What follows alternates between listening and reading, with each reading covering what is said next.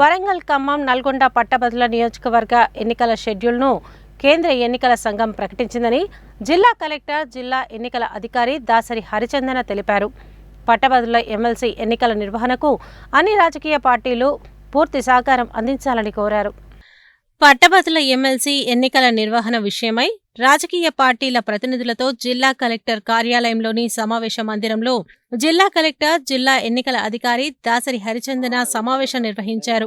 కేంద్ర ఎన్నికల సంఘం పట్టభద్రుల ఎమ్మెల్సీ ఎన్నికలకు విడుదల చేసిన షెడ్యూల్ ప్రకారం పట్టభద్రుల ఎమ్మెల్సీ ఎన్నికకు మే 2న నోటిఫికేషన్ జారీ చేయడం జరుగుతుందని, ఆ రోజు నుండి మే 9 వరకు నామినేషన్ల స్వీకరణ, మే 10న నామినేషన్ల పరిశీలన, మే 13న నామినేషన్ల ఉపసంహరణ ఉంటుందని తెలిపారు. మే 27న ఉదయం 8 గంటల నుంచి సాయంత్రం 4 గంటల వరకు పట్టభద్రుల ఎమ్మెల్సీ నియోజకవర్గ పోలింగ్ ఉంటుందని, జూన్ 5న కౌంటింగ్ ఉంటుందని, జూన్ 8వ తేదీ నాటికి పట్టభద్రుల ఎమ్మెల్సీ ఎన్నికల ప్రక్రియ ముగుస్తుందని ఆమె వెల్లడించారు.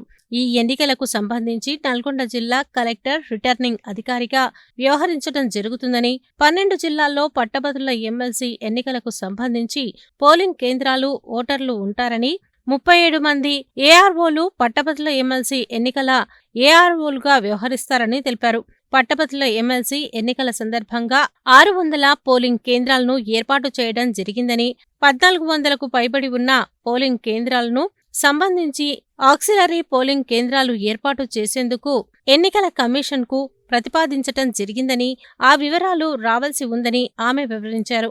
మొత్తం 4,91,396 మంది ఓటర్లు ఉన్నారని, పోలింగ్ కేంద్రాలు తదితర అంశాలకు సంబంధించి ఇదివరకే రాజకీయ పార్టీల ప్రతినిధులతో సమావేశం నిర్వహించటం జరిగిందని, ఏవైనా సమస్యలు ఉన్నట్లయితే తమ దృష్టికి తీసుకురావాలని ఆమె కోరారు. ఈ సమావేశంలో జిల్లా ఎన్నికల సాధారణ పరిశీలకులు మనోజ్ కుమార్ మాణిక్రావు, సూర్యవంశీ, వ్యయ పరిశీలకులు కళ్యాణ్ కుమార్ దాస్, పోలీస్ పరిశీలకులు అమోఘ్ జీవన్ గంకర్, రెవెన్యూ అదనపు collector J Srinivas, special collector Nataraj, రాజకీయ పార్టీల ప్రతినిధులు పాల్గొన్నారు.